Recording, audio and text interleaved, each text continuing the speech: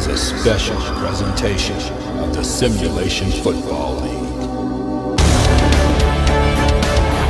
Renegades, red feather, dangerous, touchdown, touchdown, Renegades! They caught it between two defenders.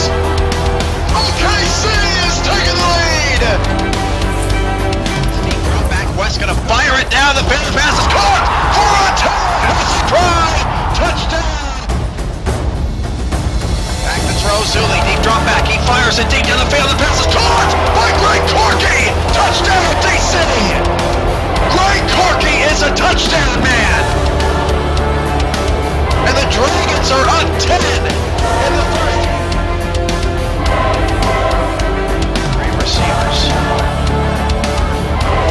Garcia back to pass, Garcia going deep to the left-hand side, wide open! It's caught! Touchdown! Santa Fe!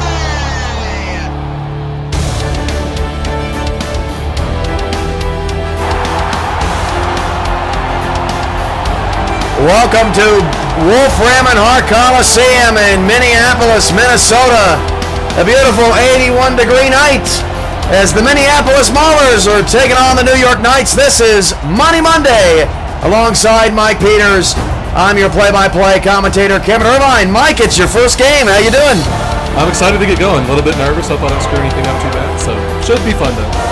The New York Knights led by Park Hee-Chol and Patrick Daniel at running back and free safety. Park Hee-Chol easily a league MVP candidate. Quarterback Rocco Marconi and of course Freeman Goodspeed out with the injury and Roosevelt Brown riding the bench. So let's head down to the field for the coin toss as the Knights and Maulers get underway. Let's have a good one. Gentlemen, please make your call. We want tails. Tails it is. We'll receive. The Knights have won the toss and select to receive.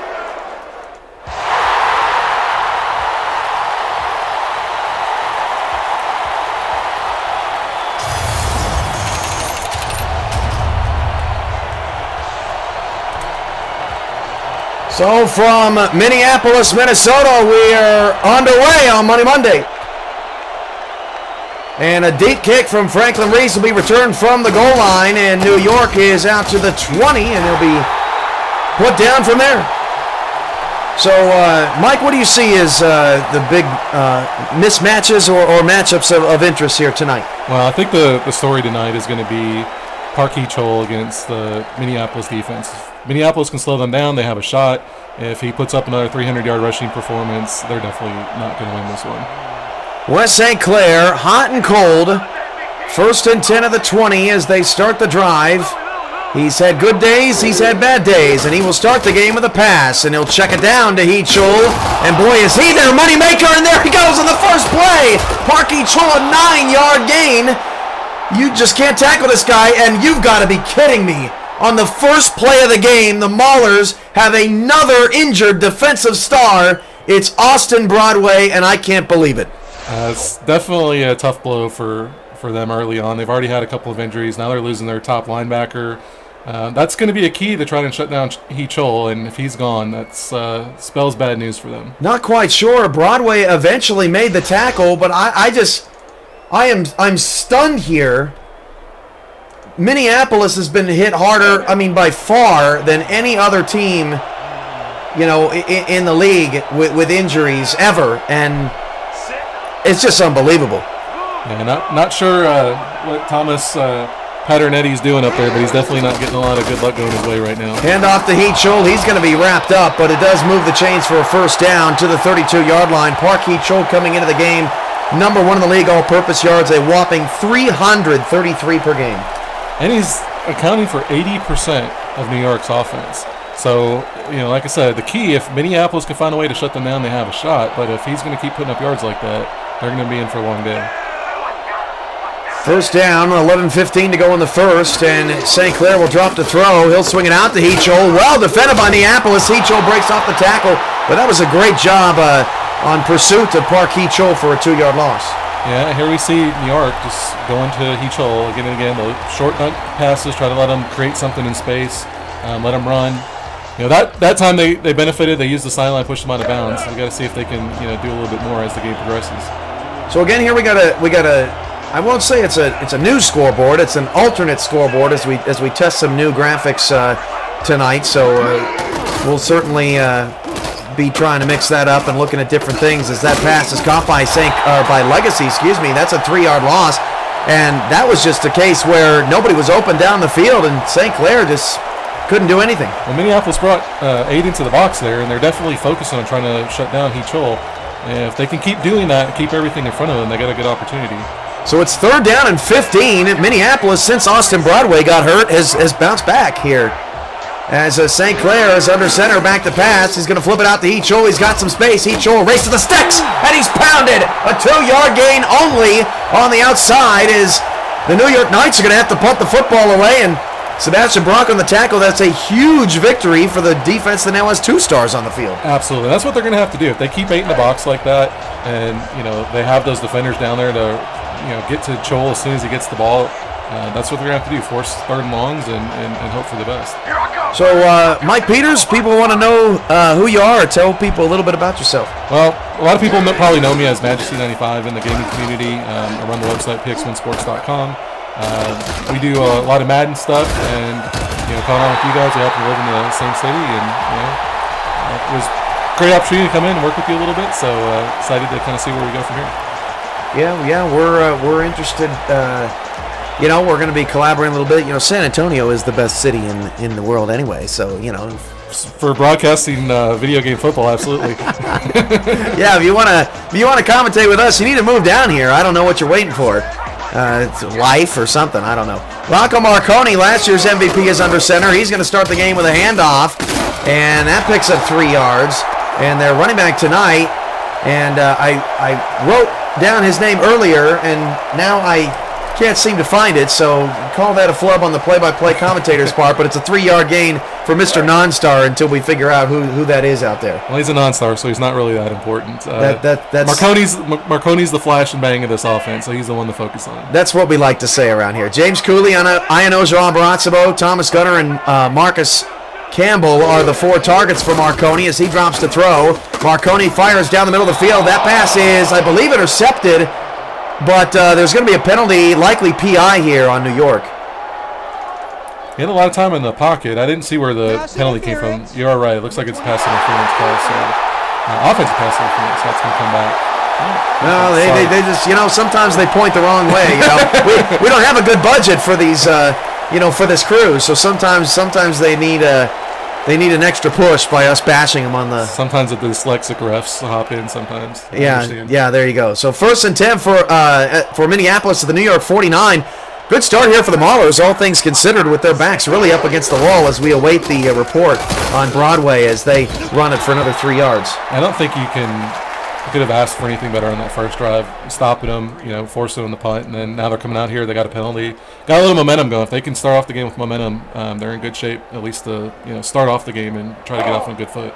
2nd down and 7. People are saying you sound good in the chat room. You better not put out your phone number. People are gonna start taking you away from me. I might find some new partners along the way. 2nd and 7 to the 47. That's not nice. And Minneapolis takes the handoff. This time a loss of a yard, and DJ McCoo on the tackle, the longtime Knight veteran, the 5th season man, and he's been a Knight through and through. Well, McCoo and Law, the 2 main linebackers for New York, it's going to be key, both in the pass game and shutting down the run. So it'll be interesting to see how they play as the game goes along. So 3rd down and 8, empty backfield, 5 wide receivers for Marconi. First possession of the game for the Maulers, under 8 to go. And Marconi steps back, not a lot of pressure, 4-man rush. That pass is caught in the middle, and a nice hit in the middle of the field. And I'm trying to see who that was that came up with the stop. That was Marco Silva, and it's 4th down for the Maulers. Yeah, it looks like Minneapolis tried to run a little levels play there, get a receiver underneath and create some space. Just didn't have enough room to go.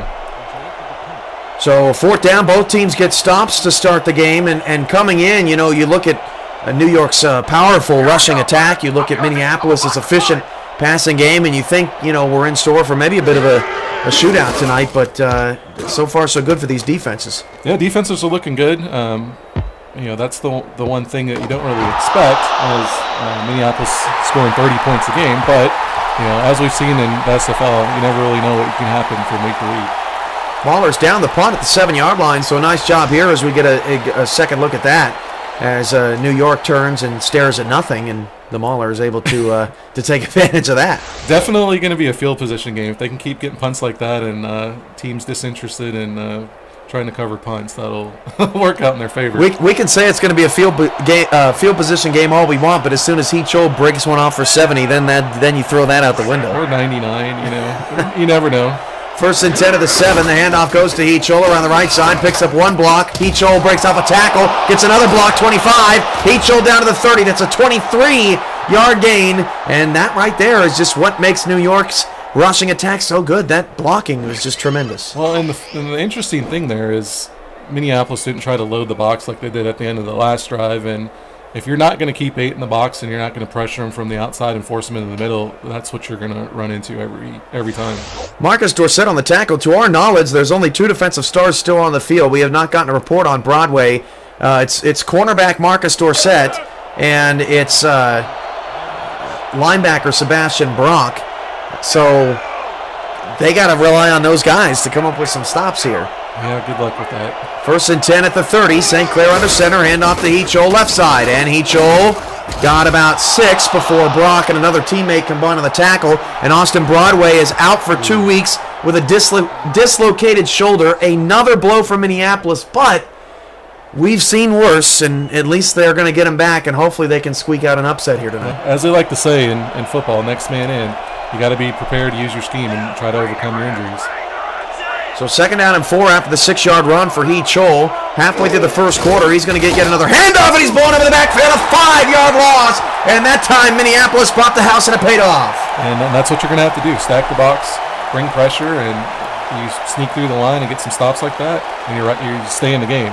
So they adjusted after that first big run. If they keep doing that, they're in good shape. I feel like I saw you jump a little bit when I made the call on the tackle. We're gonna have to get used to this whole thing. I was excited about it. I was just trying not to take anything away from your call. Third down and 9 at the 31. So St. Clair's gonna have to pass. Swings it out to Hecho. That's his 20th catch of the game, and he's got a first down up to the 43-yard line. That's a gain of 12, and that's a backbreaker when you got a third down and long and they get you on the same old play they've gotten everybody on. Yeah, it's 2 steps forward, 1 step back for the Minneapolis defense. Hopefully they could adjust as the game progresses, but right now they just haven't really found their sweet spot for defending Chol. And the Maulers, the important thing, and this is what they did against Louisville when they lost just 35-28, if they can keep New York in front of them, give them some long drives, and stay in the game long enough to where Marconi can make something brilliant happen, that's going to be their best shot. Absolutely. Hand off to Hecho, and he picks up just 3, so nice job there of containment from the Maulers. Hecho now 29 yards, 22 for a long here to start the possession. 5.8 is actually not a bad average considering he put up over 341 yards and 25 carries last week. So if they can keep it 5.8, they got a little bit more hope. Yeah, he's absolutely astonishing. 254 rushing yards in a game. I think if you and I went out there, we probably wouldn't have 254 yards in a year. I don't know if we could get 254 inches. I don't know what that is in yards, unfortunately. Second down and 7, back to pass St. Clair. He flips it out wide, and that pass is nearly intercepted. Marcus Dorsett knocks it away, and that's going to be an interesting matchup. Chris Taylor, who was acquired a couple of weeks ago on this night offense, he did not have a catch last week, and he's being guarded by one of the only stars out there for the Maulers. Well, if you have a good linebacker and a good cornerback, you have an opportunity to kind of shut this offense down. And you still have to make plays on Hecho, but if they can get a turnover or something, it'll definitely benefit them. Yeah, that's the nice thing for Minneapolis. This actually is not a bad matchup statistically, as St. Clair's going to go deep down the field, and look at, just as I say that, Legacy is wide open, and the Knights are going to score a touchdown. Legacy gets behind the defense, and his reign of terror since he was moved down the depth chart to the number 2 spot continues. Yeah, they were playing a too high safety look, and I thought they were in good shape there, but the safety didn't come to help over the top, and he got behind the corner there, and bad news for Minneapolis there as New York goes up in front.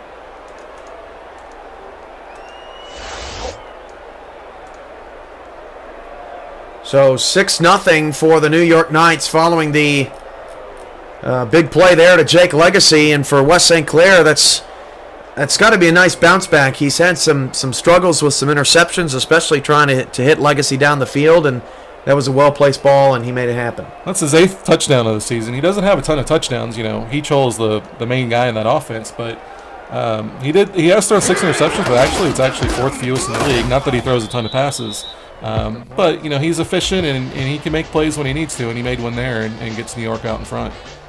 Yeah, not too shabby at all.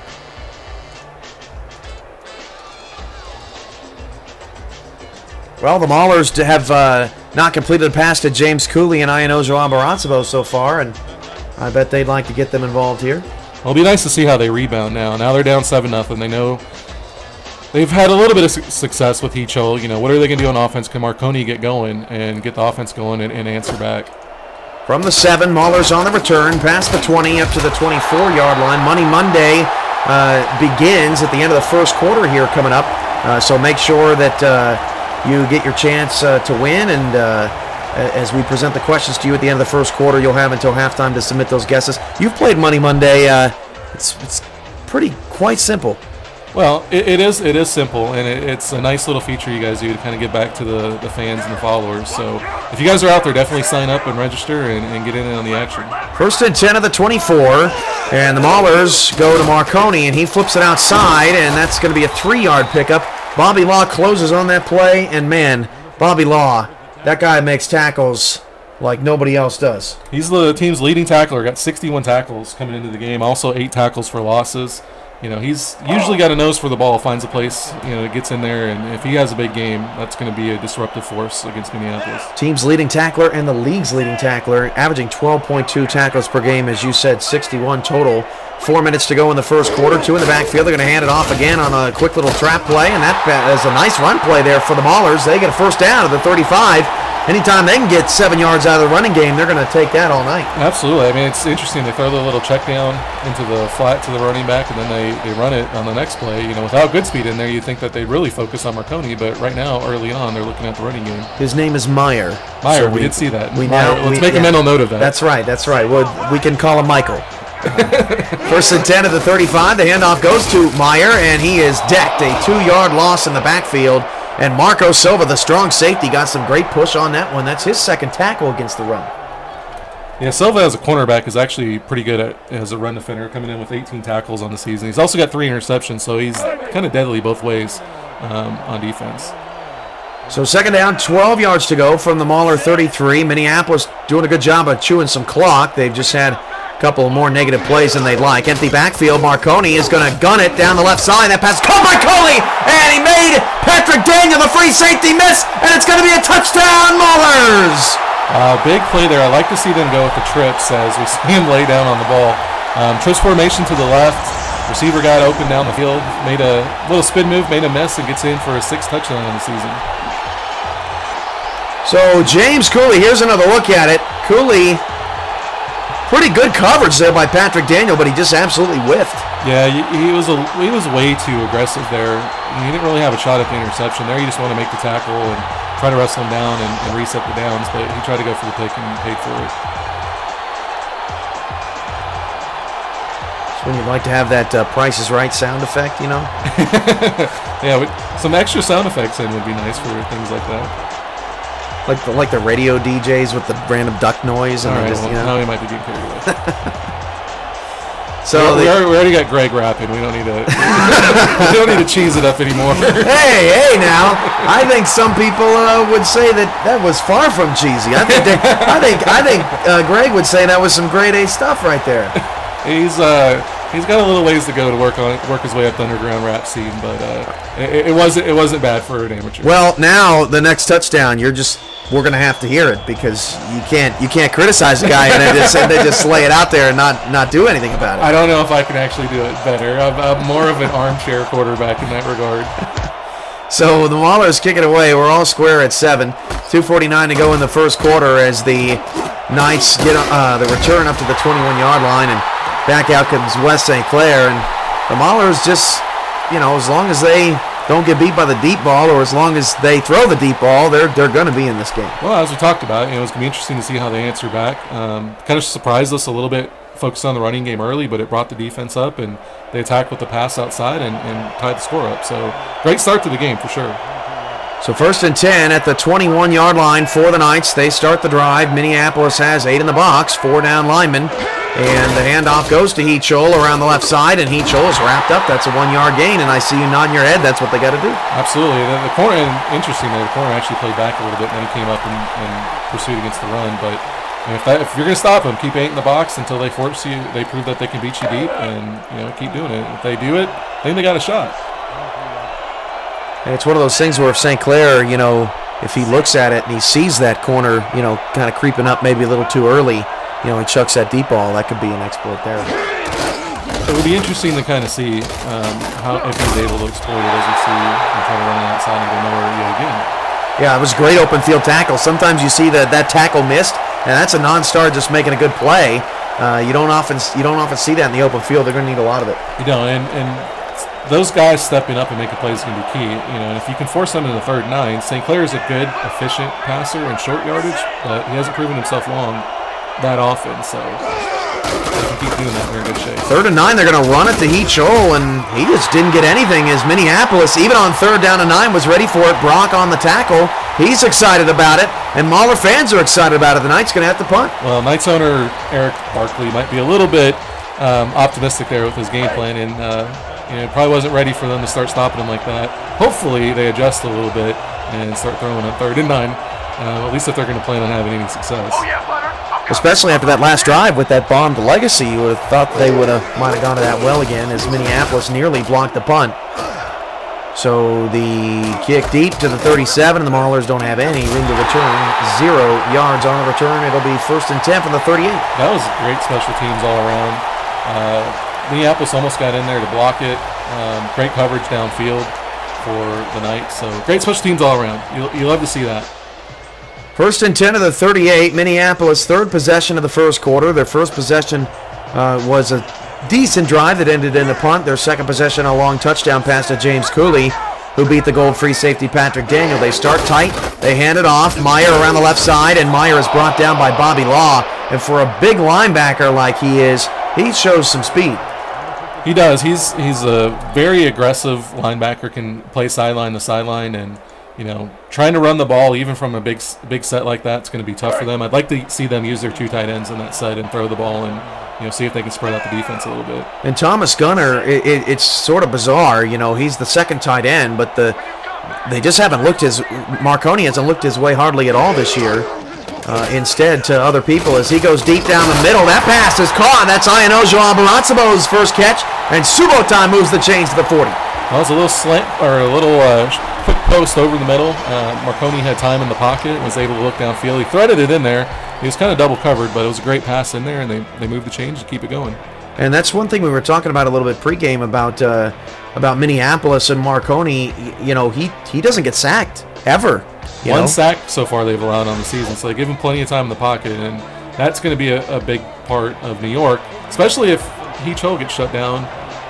Them playing defense and getting after quarterbacks going to be key. The perfect quarterback rating so far for Marconi, 95 yards, 1 touchdown. Here's the first quarter winds to a close. Marconi down the field. That pass is caught to the 25 officially. That's James Cooley for a 15-yard gain. Back-to-back catches for the Silvers. It looked like they went to the short post again, right over the middle. It's kind of dangerous with the linebackers that they got over there in New York, but they're attacking it right now, and if they can keep that going, they're in position to take the lead here. So that is the end of the first quarter of play. New York 7, Minneapolis 7. Your Money Monday questions are coming up. This is the Sim Football Network on Twitch.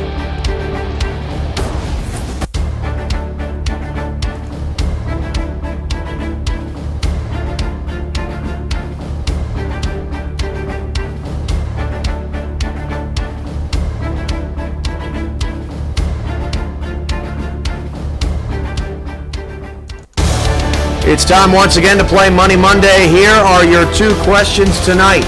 The first question, how long will it take Park Heachol to rush for 50 yards in the second half? And how many receptions will Minneapolis' stars, that's James Cooley, Ianojo Abaransabo, Marcus Campbell, and Thomas Gunner, have in the third quarter? You have until halftime to submit your guesses. If you're a winner, you get the cash before we go off the air. It's as simple as that. It's Money Monday. Good luck. We'll be back to Wolfram and Hart Coliseum after this.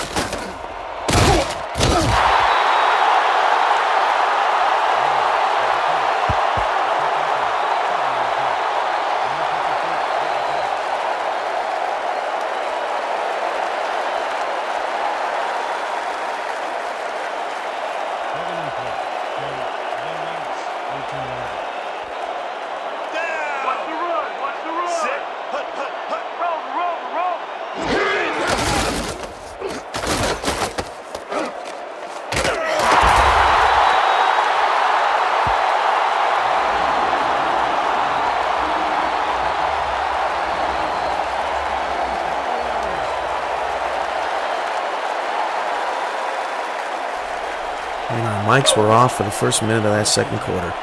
Wow. You know, we were just practicing. Yeah. Hey, we were making sure that you were paying attention. Who's the board op? He needs to go. Yeah, he does need to go. 1st and 10 at the New York 14. As Marconi hands it off to Meyer up the middle again. That's a 3-yard gain. And Meyer's averaging 2.6 yards per carry. You know, it's not flashy when you see the 2.6, but it's been an effective 2.6, and it's keeping the defense honest. A little dive play up the middle, picks up a couple of yards. Going to keep the defense thinking about it. Now hopefully, you know, they can stretch it out outside maybe and get the touchdown here to take the lead. 2nd down and 7. Mahler's again on the move. This has been a solid drive here as Meyer takes another handoff up the middle, and Meyer's going to pick up 2 yards, and it's almost like Minneapolis is trying to beat New York at their own game a little bit. It does kind of look like that. I don't know if that's going to be an effective strategy the whole game. So far, it's working, but I would expect New York to start adjusting to that and forcing Marconi to make some plays. 3rd down and 5 at the 9 as New York tries to bend and don't break, and they've been doing a good job of that this year. They give up just 19 points per game. They certainly have been stout. Back to pass. Marconi needs the 4 for first down. Steps away from pressure. Is going to run, and Marconi did not get the first down. They say he slid before the marker. I think it's red flag time. That was an interesting play. It looked like cover 3 defense on the defensive side, and they looked like they were running 4 verticals. They pulled all the coverage out of there, and it left a lot of room for Marconi to scramble and pick up the first down. So Marconi and the offense going to stay on the field. 4th down and 1 of the 5. When you're 1 and 3 and you've had now 3 injuries now, what do you got to lose? No, I'm surprised it wasn't a first down, but yeah, I think you definitely go for it. Yeah. Well, I think they're going to disappoint a lot of people. It looks like they're trying to hard count New York, and I said it on Sunday's broadcast. You know, it's effective when a team has been drawn offside before. If they haven't tonight, there's no proof that they're going to, and the Maulers burn a timeout, and they're going to bring the field goal. Well, it's still the first half, so, you know, burning the timeout this early is not a huge issue. If it was in the second half, it'd probably be a little bit more questionable, but, you know, the non-star running back, you know, maybe they're not as confident trying to push it in. So take this 3, get up on the scoreboard, and hope your defense can, you know, stand tough. Maybe the coach started thinking about Parkey Chol coming back out on the field, and he thought, well, maybe we might take some points here. Well, he didn't think too hard about it. Otherwise, he probably would have tried to go for it. I'd rather see him try to go 95 than, you know, give it to him at the 25 or 30. Yeah, that's true. So Franklin Reese who was picked up a few weeks ago by the Maulers in place of injured free safety Kuma Kaleka. His kick is good, so the Maulers are going to take the lead in this game. 9:14 to go in the first half. It's 10-7. Yeah, most people coming in wouldn't necessarily think that this was going to be that close. You got the Maulers at 1-3, the Knights at 3-2. But we knew going in, if they had a shot at shutting down Park Hee-Chol, that they had an opportunity, and this game's going to be a lot closer than most people expected. And so far, it's not disappointing. And the Knights, 0-2 on the road. They have been absolutely dominant at home. I mean, it's been unbelievable how good they've been home, particularly Park Hee-Chol. On the road, they've looked shaky, and they've looked shaky so far. It doesn't make a lot of sense. You would think at least a championship caliber team would be able to play effectively on the road, even if they're not quite as good as at home. But New York has not shown that, and they're kind of struggling out of the gate here. So it's definitely something to watch, not only as this game goes on, but as the season progresses. Shots fired on a potentially not a championship caliber team because they can't win on the road. Ooh boy. They've got all the pieces, but you gotta play better on the road. Yeah, they're gonna have to make a statement. This would be a statement tonight, although how big of a statement is it? As that pass is knocked away, looking for not quite sure who that is, on Chris Taylor on the outside, and another well-played ball by the non-star corner. The defenses are looking good. Keeping that extra guy down in the box, getting in there. Even if you don't pick it off, it'd be great if you pick it off and you get a pick six. But knocking the ball down, forcing them to second down, it's a great defensive play there. 2nd and 10 to the 18, Money Monday. 9 minutes still left to get your submissions in. You'll see the link in the chat room, so make sure that you participate. It takes about a minute, and you'll get your submissions in and give yourself a chance to win as Hee-Chol will swing it out right and pick up the first down. A gain of 13 yards, and St. Clair now 7 of 9 for 85. Yeah, Minnesota was playing what looked like man coverage there. They were showing blitz on the left side, and then they kind of backed out of that coverage, and they drew it away and left a lot of space there for Hee-Chol to get open and move the chains. It was one of those things where it looked like maybe Hee-Chol was going to be closed, and then he just turns on those afterburners, and it's scary. It looked good. It looked good early on, but they wound up bailing out and leaving too much space open on the left side of the field. So 1st and 10 at the 31, 3 receivers on the left side, back to pass. Hee-Chol going to get another pass, but Minneapolis pretty well defended. He picks up 7 yards, but you're just going to have to live with that tonight. Him picking up 7 yards and eventually getting a stop. I have to think. Yeah, you're going to have to pick your poison. I'd like to see him come out in more of a base zone and try to play the flats, because right now they're just spreading out to one side and going to Hee-Chol on the other side. If they can adapt to that, they're going to be able to pick them apart, so we have to see how they adjust. 2nd and 3 at the 38, 4 down linemen. Again, a stacked box here for the Maulers. And again, they're going to look to Hee-Chol's direction, and Hee-Chol is going to get past the 40. Nice job by Hee-Chol getting away, and he picks up the first down of the 48. And basically, New York, I mean, they play this cat and mouse game. Until you can stop our guy, we're just going to keep going to him. It's super effective. It's not real flashy. As we mentioned earlier, 80% of the offense goes through Hee-Chol, but until somebody proves that they can stop it, why not keep going with it? That, in a way, does play into Minneapolis' hand, though, a little bit, because Minneapolis, lives on offense and scoring and production and keeping the ball. And if New York can't, bust off 60, 70, 80-yard plays as that ball over the middle is incomplete, New York is, Taylor's just having a struggle. I don't mean to break off train of thought, but Chris Taylor cannot seem to get a reception on this team. Well, I think he was sacking groceries at the local Piggly Wiggly before they picked him up last week, and he really hasn't found his form quite yet. Do Piggly Wigglies still exist? Where he comes from, I believe they do. I mean, we don't even have an Albertsons here anymore, so I don't know. Nothing exists in San Antonio but HEB. 2nd and 10 at the 48-yard line as the handoff goes to Park Hee-Chol on the left side. Park Hee-Chol gets some blocks, and there he goes, and the left side, and gets to the Mauler 34-yard line.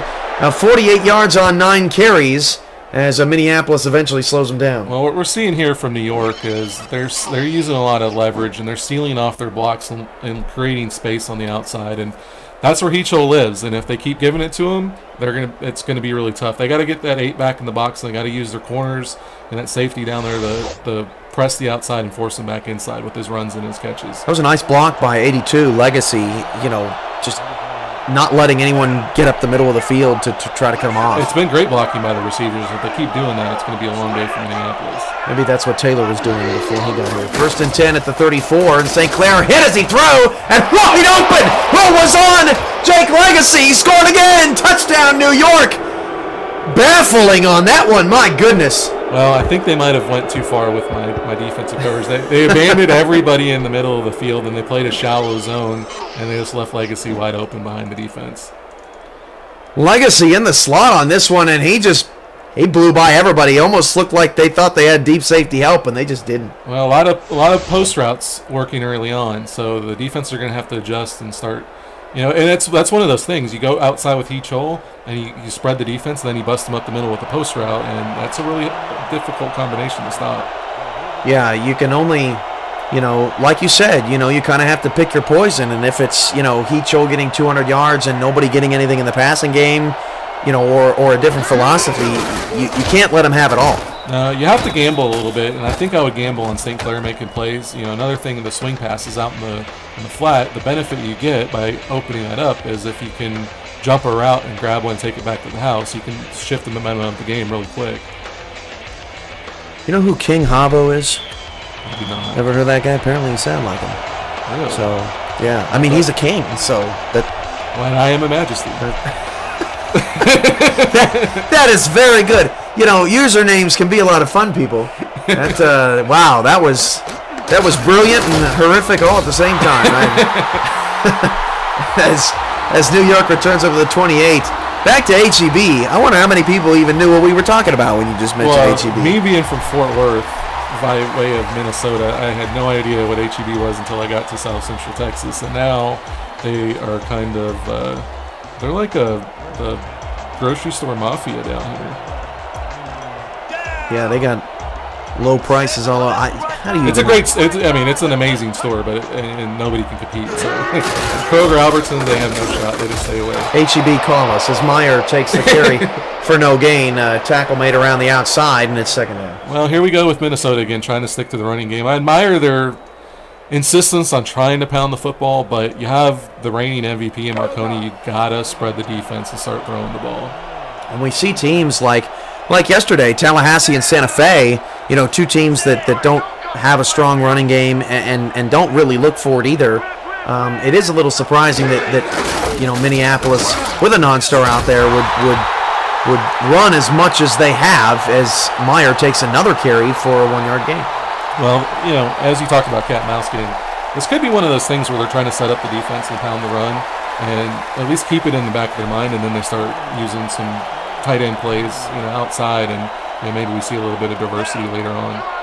3rd down and 9 at the 29. They're going to go empty set here. 5 wide receivers. Marconi back to pass. Marconi hit as he threw, and the pass is incomplete. And that's not something that we're used to seeing as the Knights bring down Marconi, and it's a 3 and out, and the Maulers going to have to punt. Well, it wasn't technically a sack, but they were playing press man coverage on the outside. Great coverage by the defenders. Nobody could get off of their man, and the line just couldn't give them enough time to wait for somebody to get open. So if I would have told you 5:47 to go in the first half, New York is up 14-10, and Park Hee-Chol did not have a touchdown, that would be a little surprising, I would think. I think if you're a fan of the Maulers, I think you would love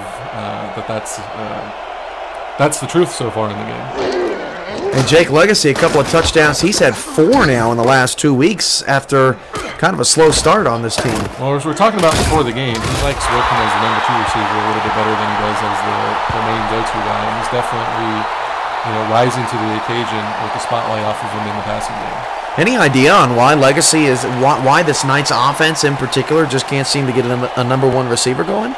It's sort of an odd anomaly. It is, a lot of it's just play call. If they're trying to run a lot of outside routes, you don't have a guy that can burn the guys deep. In your flanker, you usually run a lot more inside stuff like the post and whatnot. That's kind of the pass is picked off by Sebastian Brock, and he's going to return to the New York 29-yard line. And I didn't mean to cut you off there, Mike, but Brock makes a tremendous play in the middle of the field. And hey, when you got 2 stars, you need one of them to do something like this. Well, that's what we were talking about. It wasn't a little swing pass to Chol, but if they can force some turnovers and shift the momentum. They're doing a great job right now of creating opportunities, and they just got to keep it up for the remainder of the game. Once again, 5:35 left in the first half. If you haven't submitted your guesses for Money Monday, please do so in the links provided in the chat. It's a lot of fun and good deal. 5.5 to go as Marconi with great field position will now check it down. That pass is caught, and that's an 8-yard pickup. And Marconi now $123. Surprisingly enough, St. Clair more passing yards than he has in the first half. No, I think that could be an aberration early. I think we're going to see more of Peach-Hole and less of St. Clair as the game goes along. But that was just a nice little short curl there and a little rub. Both of the receivers got some blocking that allowed them to pick up some extra yards and move the ball down the field. 286s, it's like being back at some D3 college or something with 120 players out there or something. There was a couple more on the sidelines I just saw. So those things could get interesting as we keep going. 2nd and 2 of the 21. They're going to hand it off to Meyer. Meyer stretches out left side. He got caught behind a blocker. So that's a 0-yard gain as DJ McCoo comes up to make another stop. I don't like that play call there. We're relying too heavily on the running game. You got a 3rd and 2, and if you had a little bit better running back in there, I might say okay, but or I guess it was 2nd and 2, now it's 3rd and 2, but still a little bit too heavy on the running game early on. 3rd and 2, Cooley's to the top of the formation. He's got 1 catch tonight out of the eye. They're going to hand it off again to Meyer. Meyer's got the first down. Spin move to the left side, and a nice job by Meyer breaking free. Tackle made by Patrick Daniel, 1st and 10 of the 15. Well, of course, I said that so you could hear me, and you could automatically prove me wrong in the very next play. Nice little spin move, picked up some extra yards, and Meyer, while not flashy, has been effective so far. That's not a good start for your prediction machine. Greg seems to, he bets pretty well at that, and they just did the exact opposite of what, and it ended up working out. Meyer's going to take another carry, and then they prove your point. That's a loss of 1, and that's Green on the stop. 2 out of the last 3 plays have gone for negative or small yards, and I think that's going to be the story more often than not. They got to get the passing game open. But at the same time, Minneapolis has milked a lot of clock on this drive by just being as effective as need be, and that's kept this game close. That's true. You keep Heachel off the field. It's definitely a bonus. Free play. Meyer gets 3 yards, but it's an offside, so our 2nd penalty of the night, and it'll be a 2nd and 6 here. So New York gives Minneapolis some yards. Well, he tried to go with a little swing pass there and just kind of moving it, short plays down the field. I'd really like to see him try to take a shot at the end zone here. It's 2nd and 6. They've been running the ball, maybe a little post play or a corner route and see if they can sneak one in the end zone. Dan Stevens, Peter O'Keefe coming up at halftime. First half highlight stats and analysis. 2K Sports halftime report. 3:15 to go here from Wolfram and Hart Stadium in Minneapolis alongside Mike Peters. I'm Cameron Irvine, and it's 2nd and 6 for Marconi. And Marconi is going to take a shot down the middle. That pass is caught. That's a 4-yard gain. Keeps the clock moving, and here we are again in the 3rd down and 2 situation. Campbell on the catch. Well, they seem very interested in, like you said, just controlling the clock, moving the ball, little small chunks of yards. A little slant play there underneath. Set up a 3rd and 2. Now let's see if they, if Meyer is able to pick it up. 2 in the backfield, Cooley to the bottom of the screen, and 8 in the box, but mostly to the right side for the Knights. And Meyer takes a handoff up the middle, and Meyer is stopped momentarily, and they said he didn't get it, and here we are again inside the 5-yard line, and I think you got to throw the flag. It looked like he got the first down, at least to me. It was very close. He actually had a hole to his left, and he missed it, and he kind of ran into the line, but he showed a lot of fight, and now they're lining up for the field goal, and they're going to be happy just being down by 1 here. Man, but 2 times inside the 10-yard line to come away with just field goals when you're trying to pull an upset, that's a little heartbreaking, I would think. Yeah, I think you gotta be a little bit more aggressive than that, but a lot of game left, so we'll see how they transition as the game goes along. The kick is good after a very poor snap, and the Knights' lead is cut to 1, 14-13. So 2-minute offense here for New York. How long do you stick with Heachol before you have to start taking some chances? Well, at this point, I think you got an opportunity to throw a couple passes to him and see if he can break something open. But you've had some good success down the middle, with your passing game. So that's definitely an option. I wouldn't be surprised if New York's able to answer here. So the Knights on the return to the 16-yard line, and that's the 2-minute warning. Let's pause 10 seconds for station identification along the Mahler Radio Network. Turn it on and you're in beef mode. 97.9 KMAL, The Beef.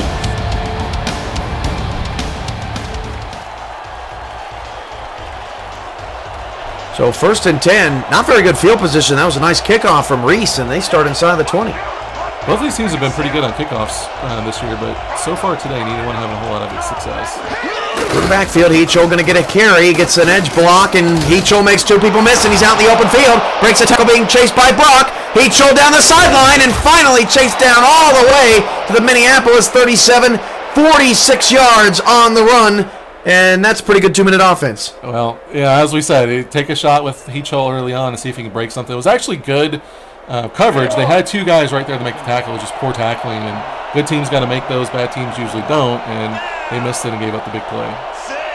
Minneapolis will get the ball to start the second half. 1:25 to get your Money Monday submissions in, so please make sure to do that as Heachel takes the swing from St. Clair out to the left. They did not stop the clock. 1st and 10 of the 26. Little swing pass out there, keep going to Heachel, and if the defense is going to keep allowing it, I don't know why you don't keep going to it. In scoring position here, and St. Clair is going to swing it out the opposite direction, and Heachel makes 1 man miss, and then another, and he's got a first down to the 15, and they're still moving along. Guys flying all over the field trying to corral him, but they're just not able to take him down, and very quick drive here. He's been just a freak of nature lately as they swing it off to the left side, and Heachel's inside the 10, makes another man miss, down to the 7-yard line. And it's almost like a blur. How do they get down here? I don't know. I think you just drop 11 in the coverage and hope for the best. Back to pass. Swing out to Heachel. 4th straight time. Heachel races to the corner, and he won't get there. 1st and goal at the 2. And New York finally burns a timeout. 4 straight passes. What I liked about what the Knights did there is they flipped it every time, and they just kept guessing. It's almost not fair. It wasn't very creative, but it's highly effective. And the one thing I did like about Minneapolis there is even though they had a shorter field, they used the sideline to their advantage. They pushed them out of bounds. That's going to be key in stopping them on those plays. 1st and goal at the 2. I highly doubt we see another swing out. I'm sure Heachel might be a little bit tired at this point as well, as he's going to take the carry left side, and Heachel is dropped in the backfield. That's a 3-yard loss, and actually Heachel's out of the game right now because he was so fatigued, and that can hurt New York on the goal line if he's still on the bench, and he looks like he still is. That can be the problem with going to one guy over and over. By the end of the drive, even though he's got great stamina, they can wear out, and they could see themselves stall. This drive stall here. And that has been a bit of a problem with the Knight offense. They're not a terrible offense in terms of points per game, but they had to settle for field goals at some point as that pass is caught, but he ran out of bounds at the 1, and actually it almost looked like Legacy did cross the goal line. He must have stepped out just barely, just didn't know where he was. Well, the coverage was really soft there. The cornerback didn't look like he wanted to really make a play there, and had Legacy not stepped on his own, I think he had an opportunity at the touchdown. It was a good play call, just poor execution there. Yeah, again, the defense has got to make plays right now. They're just not doing it. 3rd and goal at the 1. They can make one big play here to hold a field goal. Knights up by a point, trying to extend that lead. The Maulers will get the ball likely one more time here before the half ends, and they have to dump it off in the backfield, and Minneapolis makes a stand. A 3-yard loss. The Knights burn their final timeout, and New York is forced to take 3 points with Heachel still out of the game. And, like we said, that's part of the problem with relying on one guy. Is he was out of the game, the offense stalled, now they have to kick the field goal. They leave 21 seconds, probably nothing can happen here, but Minnesota gets the ball to start the second half and got an opportunity to take the lead. And it didn't really necessarily have to be that way had they showed a little bit more diversity early on in that drive. So 21-yard field goal here for New York from the right hash. The Knights will get one last shot to maybe take a crack at the end zone. That kick is good. And it's 17-13 for New York with 18 seconds left. Well, let's also remember that field goals are no given with this team, and so you don't want to rely on your kicking game. But it was successful there. We'll see if they maybe try to mix it up a little bit more as they saw how their offense stalled there. Yeah, boy, New York, last time they were on the road, weren't they haunted, man? 3 missed field goals in that overtime, just crazy game against San Francisco. One of the best games in the SFL in a long time. That was one of the first games I saw. That was also one of the craziest games I've ever seen. So if this game is anything like that, we're in for a great one for sure. Where would you rank that finish among just finishes overall in football. I mean, what can really compare to that? I mean, it's up there with the Music City Miracle, and a lot of the great ones. That for sure, that was one of the greatest football games ever played, I believe. If you haven't seen it, it's on YouTube, youtube.com/simulationfl. Oh man, Meyer got blasted in the backfield, and clearly Minneapolis just wants to go to halftime. But they're going to run one more play here, and Meyer is stopped again. And actually, the Maulers are going to get a timeout in, so they have one timeout with 2 seconds to go. They run twice, they take a timeout. I think that was just a case of they did not want to give New York the ball back before the half at all costs. No, you don't want to give them the ball back, but I think your play calling could be a little bit better there. I mean, you ran it the first time. You didn't have to hurry up, no huddle, and run it again. I mean, maybe you're hoping to catch them and Meyer breaks something loose, but with this 1.9 yards per carry, I don't think that's going to happen very often. Yeah, you almost would have liked to seen them spike it instead because they probably didn't have enough time to even call another play. So I mean, you've got 70 yards to go here. I think you just go into half down 4, and we'll see what happens here. Yeah, they're in the gun here. 4 receivers, and New York's got some press coverage, taking maybe some chances. Down to 3 on the play clock. Marconi just gets the play off, and that's the end of the half. And Marconi goes down the middle of the field. That pass is caught, but that's going to be the end of the first half.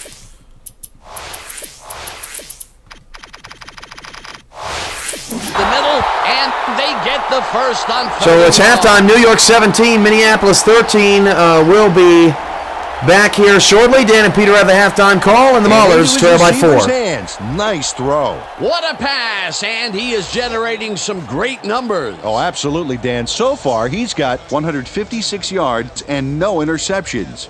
And that'll do it for the first half of this one. The Knights are out in front, 17-13. Well, Dan, what do you say? You ready to dive into the 2K Sports halftime show?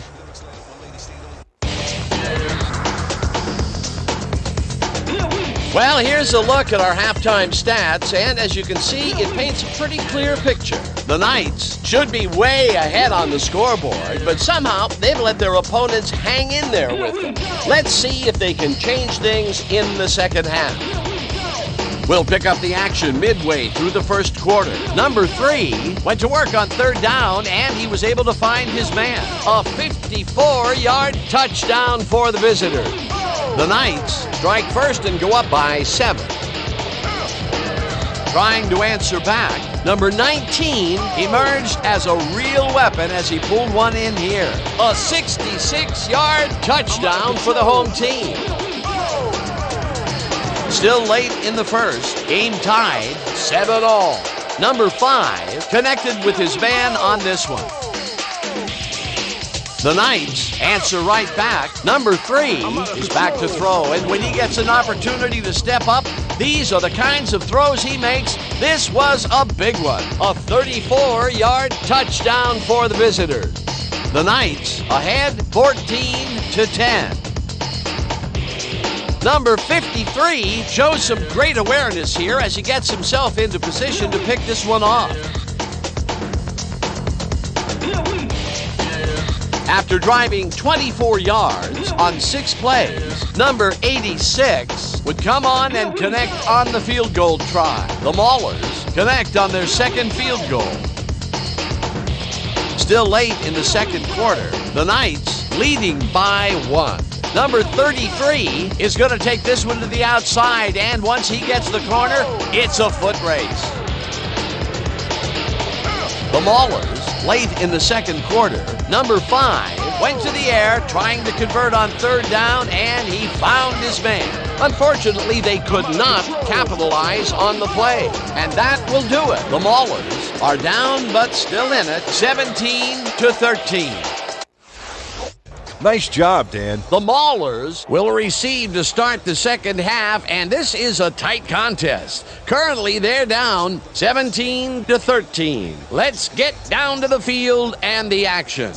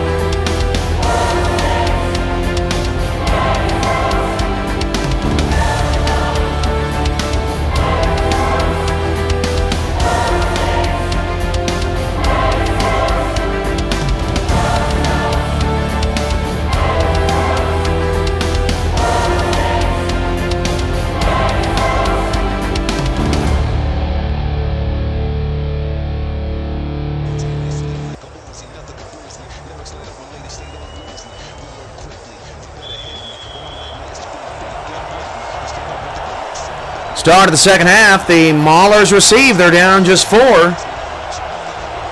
as New York kicks it away. First half thoughts, Mike. What did you think overall? I think overall, Minneapolis did a really good job of shutting down Heat Chol. Outside of that last drive, I mean, they were really, really effective. So if they can keep that up, they're definitely in a good spot of trying to sneak out an upset win. So start of the third quarter here, the Maulers return it up to the 31-yard line, and Minneapolis down just 4 have to feel pretty good about their chances, especially after Austin Broadway got hurt on the first play of the game. I've never seen a player get hurt on the first play of the game of that type of caliber in a long time in any football. Yeah, that's a tough blow as we see Meyer pick up about 4 or 5 there. Definitely a tough blow for their defense, but you got to give them credit. All things considered, their defense is playing pretty well, even without several of their stars in there. So, bright spot for sure coming out of this game. The teams around the league have to think, how many stars does Minneapolis have to lose before they're an easy team to beat? I mean, they just seem to hang around regardless. It's definitely an ode to play calling and coaching. Meyer takes the carry again for a 1-yard gain, and honestly, it must be something that they see in the defense. I don't know. It's got to. The only thing I can think of, because I haven't seen Minneapolis run this much, I don't think ever. It's got to be just trying to bleed some clock and keep it close. Yeah, it seems to be the strategy, and so far it's working. So it's hard to criticize. 4 receivers, and Marconi throws it deep down the left side, and Cooley makes another grab in double coverage down the New York 39, and he's made a woman out of Patrick Daniel. Well, Cooley came into the game with 41 catches. He's definitely a guy that can attack the defense. And, like we said in the first half, maybe that's what they're trying to do. Set him up, make him think about the run, and then attack outside. Great job making that play in the air. I mean, that was a jump ball, and Cooley went up and grabbed it. Fantastic catch. Definitely showing a lot of athleticism. First down and 10 at the 39-yard line. Maulers down 4, but on the move again. Marconi, 3-step drop. He flips it outside. Cooley has the catch and more for 9 yards, and Cooley's now up to $1.16. Well, this is what they got to do. They went outside. They spread it out. The defense drops back into more of a soft zone, and then you bust them underneath and pick up 8 or 9. You play that cat and mouse game all game. You're going to keep moving the ball. How's old Mike doing tonight, guys? You having some fun? So far, it's a lot of fun. Nerves are working out, but so far, so good. Second and 1 to the 27, first down to the 27 as Meyer rushes for a 4-yard gain, and Minneapolis is in field goal range. Again, it's not flashy, but it's super effective. It keeps moving the ball, picking up 2 or 3 here and there, and if Marconi can keep being efficient when they need him to, I guess it's as they planned. Everything's kind of going according to plan. And this is really kind of a season-defining, game for the Maulers. If you fall to 1-4, especially as Law makes into the tackle, especially in the conference that they're in, the competitive conference that they're in, your chances are so slim to making the playoffs and winning out, especially with all these injuries. So Minneapolis definitely looks like they're approaching this game surgically. They are. It's a very conservative, very well-planned attack. And so far they're executing it, and it's working out for them. Second and 6, empty backfield. Marconi back to pass down the middle. There's another PI penalty on New York. That's their second of the night, and it's almost like Marconi just threw it to the middle of the field because he knew he was going to get a call. Well, yeah, they were in man coverage there, and there was another short play over the middle. And I think the defender there didn't want to give up the play, so just kind of threw up his hands and tried to make an early tackle. Yeah, DJ McCoo called for that flag. McCoo not known for negative plays on this team, but only positive. And don't look now, but the Maulers have taken 3 minutes and 3 seconds off the clock, and they're in the red zone. Yeah, they're doing a good job of moving the ball. Meyer's still effective. They're mixing that in. They're throwing a little bit more. They're making more out of Marconi, so I definitely like to see that. Very impressive drive they got going here, and in a good spot to take a lead. So 7 in the box, 4-3 look as the defensive line shifts from right to left. Linebackers shift the opposite direction. Myers in the backfield, 3 on the play clock. Marconi's going to drop back the pass, and Marconi is going to fire it left side, and that pass is incomplete. Nearly Bobby Law Almost kind of looked like he got there maybe a little early, but no call on that one. He might have been. Actually, that was a situation where I would have liked to see Minneapolis run there.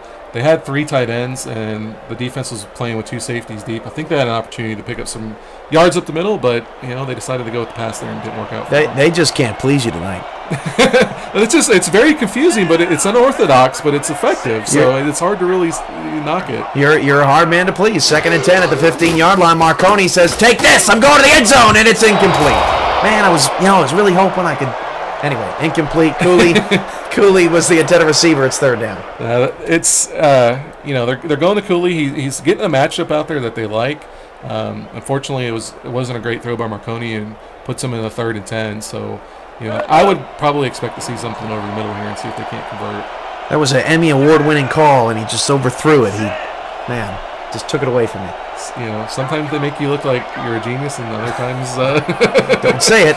Five wide receivers, empty backfield as Marconi drops back the pass. Marconi off his back foot, throws to the end zone! Touchdown, Maulers! And he does that better than almost any quarterback in the league. Under duress, off his back foot, and it's sumo time, and the Maulers take the lead. Well, the 2 defenders in the area don't really know what they were doing. They left a lot of cushion there, and Abo was able to get underneath. It was a little corner out there, and the defenders got turned around and didn't know what to do. And Minneapolis gets a touchdown and takes the lead here early in the 3rd quarter. What a drive for Minneapolis. They take 3 minutes and 15 seconds off the clock here on the opening possession. And anytime you can keep Hee Cho on the bench and under 100 yards for the night, I might add, that's an accomplishment. Yeah, you definitely don't want to give up 200. But I think the effective thing with that drive there is they moved the ball around. They went passing more. So now they've kind of got the defense wondering what's coming next. I think the corner route was a brilliant call there. We hadn't seen that yet. So kind of got New York's defense reeling here, and we'll see how they're able to adapt when they get the ball back next time.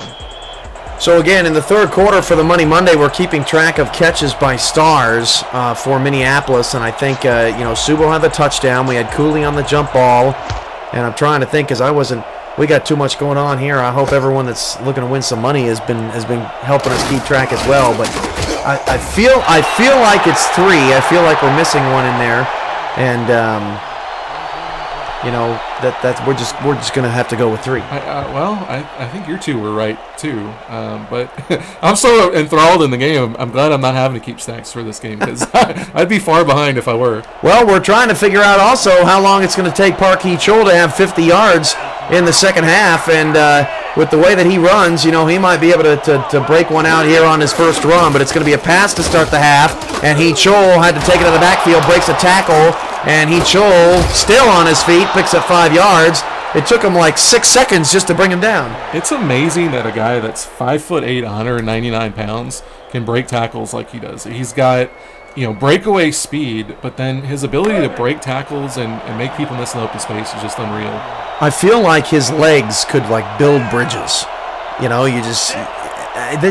They have to be just totally ripped. That was a big thing with Barry Sanders. He wasn't a big guy, but he had a really solid base. I think he chose a little bit like that. St. Clair is sacked on the play. That's a 7-yard loss, and neither team has gotten a lot of pressure tonight, but that means everything to this Mahler defense because if you can get New York into a 3rd and long, they really struggle on 3rd down. Well, and that's, we've seen that early on. If they get into a 3rd and long, they like to throw it out into the flat to Hee-Chol, and if he can't break a tackle, they're done. And so we'll see what they do here. I don't really understand this big heavy set on 3rd and 12, but maybe they'll pull something out. Last in the league on 3rd down conversion, and they're just going to give it to their superstar, and maybe he's going to get the first down. Oh, almost did. I mean, when the guy has 333 all-purpose yards, maybe your best offense on 3rd and 12 is just to hand it off and see what he can do. Well, I think what this game is proving is that I know absolutely nothing about the SFL. Because every time I criticize what they're doing, they come back and they prove me wrong. So, it almost worked out for him, and I guess you got to give your star the ball, and it just didn't quite work. By the way, that's 10 yards for Hee-Chol in the half so far as New York kicks it away. So Minneapolis has started this half. New York only manages to get to the 25-yard line. Pretty nice return there to the 42. Following Minneapolis' touchdown, and now Minneapolis has great field position, and it's sort of that New York on the road, they just don't look as explosive type of game for the Knights again. Yeah, it's one of those things that's hard to figure out. And again, maybe at home, each hole gets fueled by the home team, and on the road, it's just not quite the same. 1st and 10 at the 42. The handoff goes to Meyer. Meyer's been a fair focal point in this game. He picks up 1 yard, but the most important thing he does is keep the clock moving. And the most important thing for New York is that Bobby Law adds yet another tackle to his league-leading 61 coming in. Law's been in there, and he's making plays, and we kind of knew that was going to happen. One thing I like about there is they came out in the split-back set, and they went with the inside zone. Again, they're adding some new wrinkles here, and it's keeping the defense off the balance. 4 receptions for James Cooley. That's it on just 6 targets, so that's a bit of a surprise as well. Meyer's going to take the carry on a stretch right, and I believe McCoo was there to make that stop. So it's going to be 3rd down and long, and I think at this point in the season, Marconi's a little bit used to that. Yeah, he's definitely used to some of those as we go along, but that's also contributing to their 1-3 record. It's not a situation you want to put your quarterback in a lot, even if he is the reigning MVP. Well, and he's number 2 in the league, quarterback rating of 106.7, and the pass offense this year is, I'm not going to be able to find the stat before the play starts. 3rd down and 9, and all the way across his body. What a throw from Rocco Marconi! You've got to be kidding me! Clear across the field. Every coach in America saying, don't do it. And Marconi says, but I got it. Well, that's one of the things that makes great quarterbacks. We saw that with Brett Favre. You see that with some guys. Tony Romo's one of those guys that can do that. It's not really the way you want to see him do it, but when they do it, it can be effective. It's something the defense not really expecting. Oh, man, I was hoping you were going to get a little more amped up about that and make me sound like a psychopath when you come at, it just, man, Meyer takes the handoff and picks up 1. There's nothing much to get excited about on that. Well, in my first game, I don't want to steal a whole lot of your thunder, so I'm trying to just lay in the weeds here and pick up the scraps when I get them. 2nd down, 9. You make me sound like a horse. Just here, take this. take the scraps. You rookie. 211 yards for Marconi after the completion out of the eye. New York jumps offside. Free play for Marconi. He dumps it off short. And Cooley's caught that route a couple of times. That's going to be pretty effective if they need that in the 4th quarter. Well, we've seen him go outside and then come back inside with that little inside slant. Since it was a free play, I wouldn't mind seeing them taking a shot there, but they were able to pick up a few yards and keep moving. So they're going to accept the penalty, take the yards. Odom was the man that jumped offside, going to bring up 2nd down and 4. Yeah, you definitely got to take the penalty there. You're only gaining a couple yards and you lose it down. So take the penalty, redo it here. I wouldn't be surprised to see him go to another slant here since it's been so effective. Money Monday, shout out to everybody that's with us. Servo222, Aminda Lotha, Kaleidoscope, Dark and Mild 33, Danzo 0007, DHMYC, Flava 2K, Ghost of Crux, I'm a Effin' Problem, L Marshall JR89, NY Kia 31 as Myers dropped for a 2-yard loss. MY Knights, Ramos Lynn, San Antonio, T. Paternity, True Shot Caller 1, and Xanthos. Thanks for supporting the SFL. And in that case, they should have declined the penalty and taken the 3rd down. Well, hindsight's always 20/20. New York did a good job of adjusting right before the snap there and putting guys on the strong side of the formation, which doomed that play from the snap. 3rd down and 6 from the 44. Back to pass Marconi. Deep down the middle. That pass is knocked away. And that's really one of the first times, as Patrick Daniel knocked it away, one of the first times New York has defended a pass, and really made a play on the ball. Well, Marconi's only got 3 interceptions coming into the game, so he's not going to make a whole lot of mistakes. And when you get an opportunity like that, you'd really like to capitalize on it. But Minnesota's going to go ahead and punt here, and we'll see what the New York offense can do, see if Heachol is able to get in gear and do something for him. So New York gets a stand, and that's huge for their defense, and we haven't really talked about it a lot tonight, but New York's defense, they only give up 19 points per game, and the fact that Minneapolis already has 20 has got to be a big accomplishment for them. It is, especially without their leading running back, and their running back that's currently in their averaging less than 2 yards per carry, but Marconi's being opportunistic and making plays when he needs to, and it's working out for him so far. And again, New York is pushed back inside their own 20-yard line, and I don't have the average field position stats at the moment, but it can't be good. Minneapolis has won that battle too. Oh, for sure. They're definitely doing a great job with the special teams. 1st and 10 at the 11, 2 in the backfield. Heachol going to take a handoff around the left, trying to beat him with speed, and that's nice hustle by the defensive lineman. He comes all the way around the end to make the play for a 3-yard gain for Park. And that's good pursuit. didn't get a lot of hands on bodies there early on, but they're able to come along, make the stop, and hold them to just a 3-yard gain. So 2nd and 7. That's now 13 yards for Park Hee-Chul on the ground. For those keeping track, we're looking for his 50th yard of the first half before we can award any cash in that one, as that swing out goes to Park Hee-Chul. He's got some people to beat, but Minneapolis did a good job of forcing him back inside there. And I want to get your thoughts and analysis on this play. It's almost like Minneapolis, they totally fell for the screen there. Everyone just kind of came at St. Clair. Well, it was a perfectly timed play. Minneapolis was actually blitzing, and they ran the little swing pass out there, but Hee-Chul actually kind of made a mistake and came inside instead of going outside. I think he went outside. He got the first down. 3rd down and 2 at the 19. Another 3rd down here for New York as St. Clair will flip it outside, this time to a wide open Jake Legacy, who's been quiet since his second touchdown catch of the night, and he gets it to the 30. Yeah, Legacy, in that second receiver slot, just catching these little short passes has been super effective. We talked about that going in. I still don't think we've seen Taylor so far, but Legacy's definitely making the most out of his demotion down to the number 2 receiver. It's absolutely bizarre. I mean, the guy's played 6 quarters on this team. What other star receiver in the league plays 6 quarters and doesn't have a catch? It's just unbelievable. I think calling that guy a star might be a little bit of a stretch. 4 receivers, 2 to either side. St. Clair and Trevor, and he's going to go down. A 7-yard loss and some pushing and shoving there from Minneapolis and New York, but the Maulers for the 2nd time in this half get to St. Clair. Well, that was he did the home run swing after. That was definitely a home run there.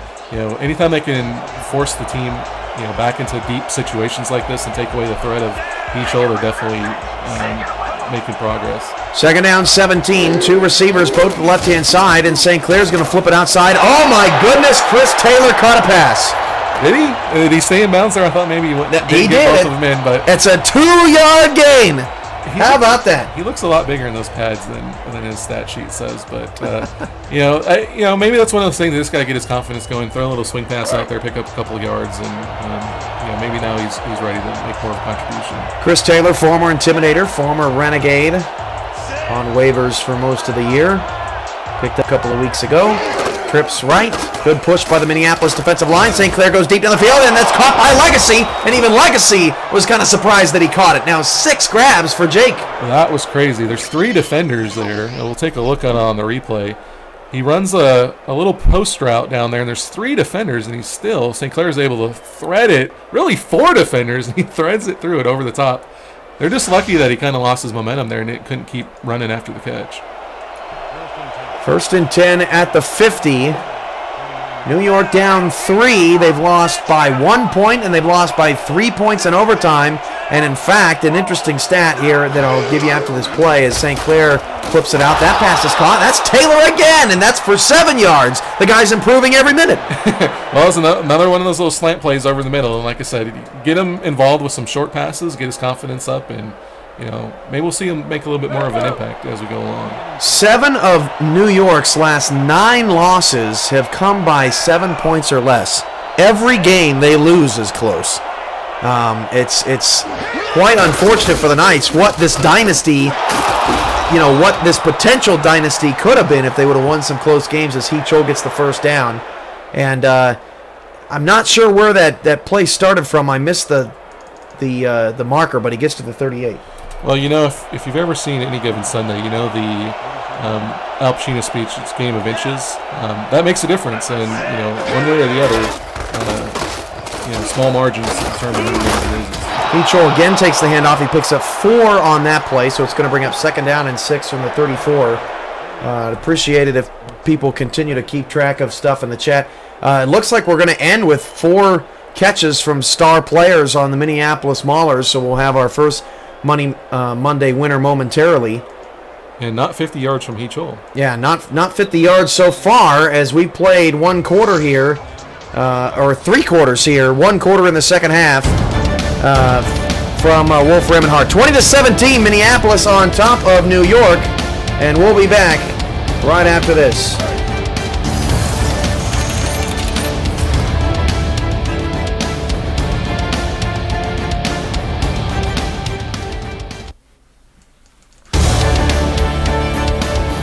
If the playoffs started today, here would be the matchup. Santa Fe and Louisville would have a bye. Baltimore would host D.C. and New York would host Honolulu in the wild card round. Tallahassee is now on the outside looking in at 3-2. We'll be back to Minneapolis after this.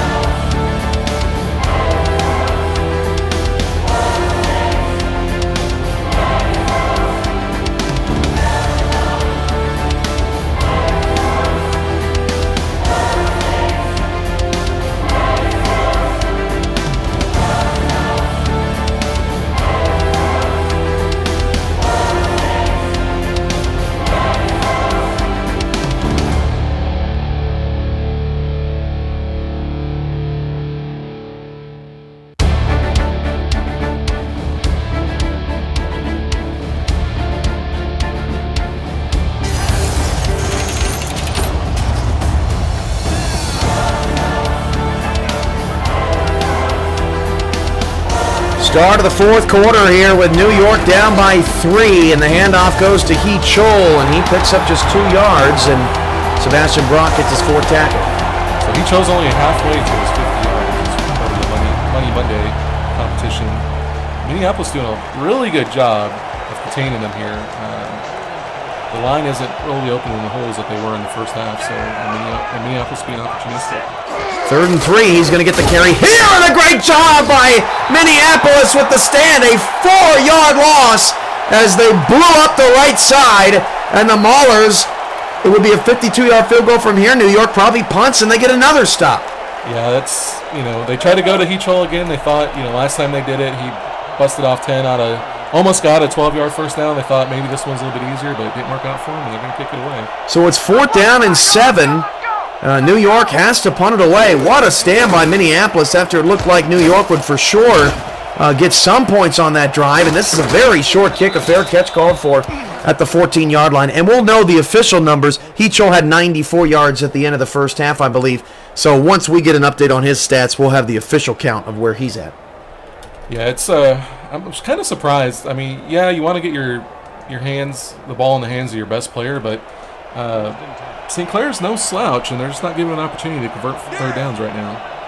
So high formation for Marconi, and right now all Minneapolis has to do is protect the football and keep playing as Meyer picks up 2 big blocks, and he's got a 1st down. Salvador pushed him forward to the 27, but, Meyer obviously not the fastest guy out there, but he just did the smart thing and put his eyes downfield. I was going to say that. This is the first chance we've had to see him in the open field, and it kind of looked like an armadillo out there running. It wasn't real fast, but it was effective. He followed his blocks and he got the yards and keeps the chains moving. A whopping 26 carries for Ryan Meyer tonight. That by far was his best carry. And it's 1st and 10 of the 27, and Marconi is going to drop the throw, and a nice little play, almost like a little slip screen over the middle of the 40. Might have been a slant too to Cooley. They've ran that a couple of times, but that was really well done, probably the best of the night. It was a slant, but they also had the release by the fullback out of the backfield, and he was actually able to come out and get a little block there, which helped him get open and get down the field. Good spot. Good eyes. What you don't wear glasses, do you? You don't have to. I've got little glasses inside my eyeballs. I don't know how you. Wow.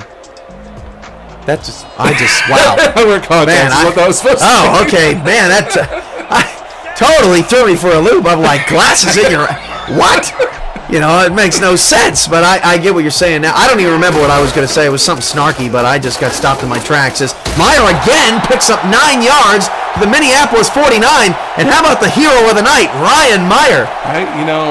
I was actually having a conversation with somebody last night about Matt Asiata in Minnesota, and he was saying he hates Asiata because he doesn't have any speed.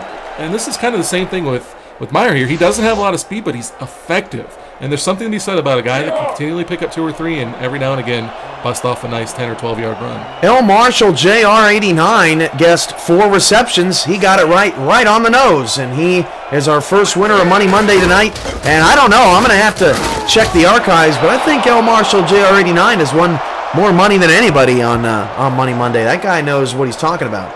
I can't comment on that, but I can say I think they went to the well one too many times there. They try to get Meyer outside. That's one thing I don't really like to see. We know he doesn't have a lot of speed. Keep pounding him up the middle. New York was able to adapt and shut him down there. 3rd and 4, 9 minutes to go. As Marconi's going to hand it off again to Meyer, and Meyer is stood. Oh, he dropped the football. It's recovered by the Maulers, but we've praised Meyer and we've praised the fact that they've been able to run some clock. But I'm even with you on that. I was expecting a pass there, and I think Meyer was too, and that's why he dropped it. Well, again, you have Marconi out there. I don't understand why you don't use him there. Meyer has been effective, but 3rd and 4, you like to put the ball in the hands of your MVP. 4th down and 4 at the 46, and L. Marshall, JR89, wants to donate his money back to the SFL. You'll have to talk to True Shot Collar 1 about that, and if that's the case, then we'll just hold on to it. Maybe Mike gets it. I don't know. I never pay anybody around here, so who knows? Well, I think Greg deserves it more than I do. He's got more skins on the wall per se. That he was complaining about his pay scale last time, so maybe it should go. He really was. And it was angering, and I just had to get past it. I'm glad I didn't have to step in between the two of you. 1st and 10 of the 16. Heachol going to take the handoff around the end. He lost a yard, and this has been brilliant run defense. He's at 20 yards, ladies and gentlemen, in the second half. Sebastian Brock makes the tackle. Just a phenomenal job with 2 stars out there. Well, Brock's been doing a great job of stepping up and replacing Broadway since he's gone down. And, maybe all that work in the first half has kind of slowed down Heachol as he hasn't really been able to get going here in the second half. Down to 18 yards in the second half. 2nd and 11. Heachol going to get another carry on the left side. Oh, there was a holding there, and the refs missed it. Past the 35, past the 40, the 41-yard line, and that's a pickup of, I want to say 22, so he's close to that 50-yard mark. But let's take a look at this. Let's see if we can see this hold here. This guy got ripped. That was a clean block. We couldn't see it. You're looking at the wrong thing. Okay. I'm telling you. I didn't see what you saw, but what I did see there was the SFL proving, again, that I don't know what I'm talking about. And every time I think that they're not doing something, they prove me wrong the very next play. Hopefully that improves as we go along. So 1st and 10 of the 41. That was a nice run, maybe, by Heachol as he gets around the right side. No holding there. Heachol, nice spin move to midfield, a 9-yard pickup. And I think he's over 50 now. I would think he's over 50, and he's also seems like he's got his gear back, and he's finding creases in the defense, spinning away from tackles, and he's got a little momentum going here. This is one of the best showings. I know New York's on the move right now, but this is one of the best showings I've seen maybe in SFL history of a team that's basically got 8 stars on the field, basically 7 because the kicker's not on the field very often as Heachol somehow gets away and picks up the first down. But basically 7 stars out there, and the Maulers are still up by 3 on a team that basically has the best player in the league. They do, but we've also seen them stall at the end of a drive because Heachol isn't out there. So, what they've done a really good job is keeping Heachol from breaking off the 60, 70-yard run or multiples of them, and that's what's keeping them in the game right now. And Heachol is out now. He's out for a rest, so they're going to hand it off to his backup, and he stretches it around the right side and picks up 5 yards. So this is the second time tonight we've seen Park Heachol have to go out at what I would call another critical moment, Hicks with the carry. It could be, and if they start to stall here and they get forced into another 3rd and long situation and they don't convert it, you would think that Minneapolis New York, has to start thinking about the play calling in those situations and see if they don't give them a rest earlier on drives. 2nd down 5 at the 40-yard line. Heachol in the backfield. There's no receivers out there, and Heachol's going to get the swing out. And that time it was red, but a nice block late. And actually, again, Hicks is still out there, and he makes the most of it to the 30. And I don't know how Marcus Dorsett did not come down with a tackle. It looked like he actually tried to tackle the wrong guy. I don't know if he didn't realize who made the tackle here, but we had the blocker out here. Oh, actually, that looked like it could have been a block in the back or a holding. That was. Actually, Minneapolis got unlucky there, and they were able to convert and keep moving the ball and get another swing pass out to the running back. Dorsett, it almost did kind of look like he got hit in the back there. He was definitely in position to make that play, and it looked like he got pulled out of it. St. Clair under center, 2 receivers. or two back, excuse me, as the handoff goes to Hicks again. And look at the blocking for Hicks, and Greg Hicks is going to score. Non-stars are people too, and Minneapolis has lost their lead to Greg Hicks. Well, Minneapolis got penetration right up the middle right there, we see. But they ran it outside. They got good blocking, double team right there, and everybody's kind of congested in the middle, and he's able to take it in, and New York goes up on top without He-Chol. Who would think you would see that? You know, we've got a lot of non-star guys out there contributing tonight and making a difference, and something you wouldn't have thought you would see going into this game.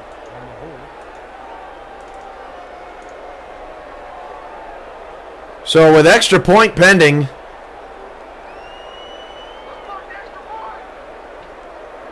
the Knights will try to go up by 4. And that extra point is through. 24-20. And who needs Park He-Chol anymore? Just put Greg Hicks out there. And again, we start criticizing him for using He-Chol too early in the drive and not, finding some other receivers to get involved. And Hicks comes through and makes us, a couple huge runs. And just kind of makes us look foolish. They're proving that they know what they're doing more than we think they do. I guess. Crazy enough. Usually we're the grand predictors of football out there on the SFL field. Nice hit at the 29-yard line, but tonight it's almost like everything we say they just do the opposite, and it's working out for New York at least momentarily. Yeah, I definitely don't have the mojo that Greg's got. He brings the predictor's hat into it. I haven't figured out the tendencies yet. 1st and 10 of the 29. Well, this certainly has been an interesting game, something that we have not seen out of Minneapolis or Greg Hicks, for that matter, at all this year. As the handoff goes to Meyer around the right side, and Meyer is brought down. That was a nice corner. I don't know if he was blitzing per se or he just got in the backfield, but Green makes another stop. Yeah, I didn't see him. I was watching the interior, and they got good penetration there and didn't give him a whole lot of room to go anywhere. It's another one of those where they're trying to move the ball and sit it down and kind of live on Marconi making plays if they get stuck in long situations like this. 2nd down and 11, and Minneapolis has been a victim of losing close games as well. They lost a nail-biter to San Francisco. They lost by 7 to the Louisville Wolfpack, and this time Meyer gets strung outside, and now Minneapolis is going no huddle on 3rd and long.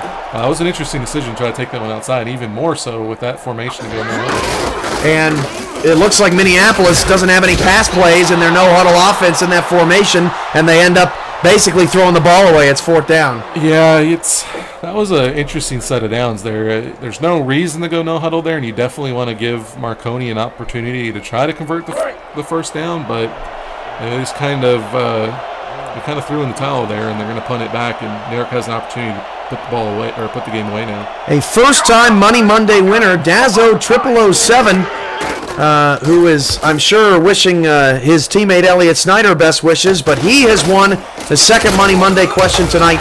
He guessed 10 minutes for He-Chol to get 50 yards. So Dazzo 0007 wins the final cash giveaway tonight. So it's always good to see first-time winners out there. Well, congrats. Hopefully you stick around and you keep checking in with us, and maybe you'll pick up some more along the way. So He-Chol now, boy, wouldn't that be sad if he didn't actually have 50, but he does. 55 yards in the second half, and 149 overall, or 154, overall. And there goes He-Chol, and he's got fresh legs, and he gets to the Mahler 47-yard line. And right now, Minneapolis, you see some frustration. You feel like maybe the wheels are starting to wobble a little bit, and they just need to relax.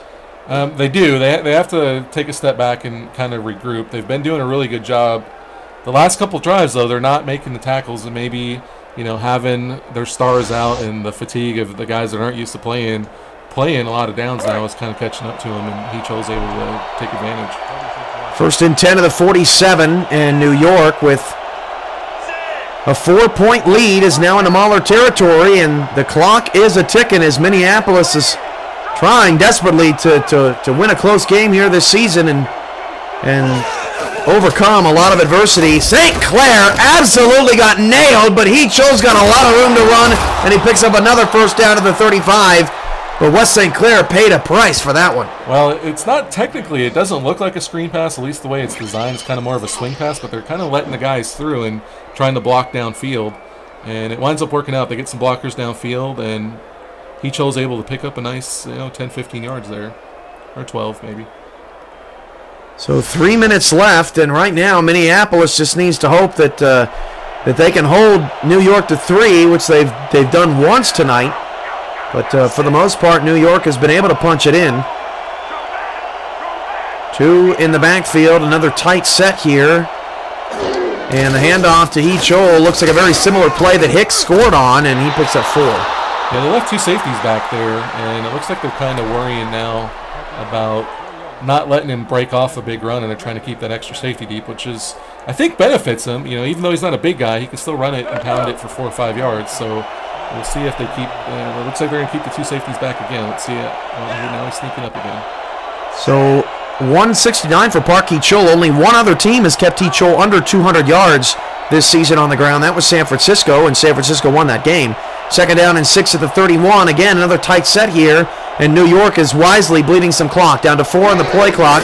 Hand off to Heachol, left side, picks up a block around the edge, and Heachol, he did not get a first down. Again, another questionable spot. And Minneapolis has been burned by that a couple of times, and this time New York. We're definitely seeing the refs make playing an effect in here. A couple of guys that we thought got first downs weren't given first downs. So Minneapolis got an opportunity here. If they can stuff it, they've got an opportunity to make a game-winning drive. But if they don't, it's all but over. We'll see what the Knights do. The offense is on the field. And we've reached a 2-minute warning. We'll get to it in just a minute. 3rd down and inches at the 25. 2 in the backfield. This could be one of the biggest plays of the game. And the handoff goes to Heachol. And Heachol's wrapped in the backfield. And he's tackled. And the Maulers will call a timeout. It is 4th down and 1. And, boy, I wouldn't want to be a coach right now. It would be a 43-yard field goal to go up by 7, or you could go for it and potentially seal the deal. I mean, I think with Heachol, it's a pretty safe play to go ahead and to go for it. And they're just not listening to you tonight. No, they're not. Well, we've seen with their kickers. They could miss here and give up. This could be a bad decision here. We'll see how it plays out. Man, this is deja vu all over again for New York. They missed 2 field goals last time they were on the road in the final minute. 3 overall. They're 1 for 1 on the night, and this kick from 42 yards away for the Knights is good. So the Knights put it through. They go up by 7, but they give Rocco Marconi, the reigning MVP, one last shot at forcing overtime.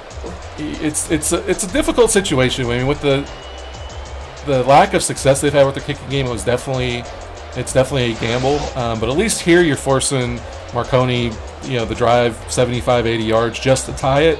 Whereas if they go for it and they don't make it, he's got a lot shorter field. So it winds up working out. But like I said earlier, it's a game of inches. Could always go either way. It's who converts those small plays that usually determines the outcome. Yeah, that's a really good point too. Something I didn't think about going into that as Minneapolis returns up to the 29. I don't think we've seen a single kickoff returned past the 30, and these 2 teams are top 3 in the league in kickoff return yards. Well, we've talked about special teams has been great in this game. It's been forcing a lot of bad field position, and it's played a role in why the score isn't as high as a lot of people probably expected going in. So here we go. You might be in for a bumpy ride here in the last 1 minute and 48 seconds here on Monday. The 3-2 Knights trying to win their first game on the road this year at the 1-3 Minneapolis Maulers, the defending champs. Meyer takes a swing in the backfield, picks up a block, and gets a first down. Here we go with Meyer again.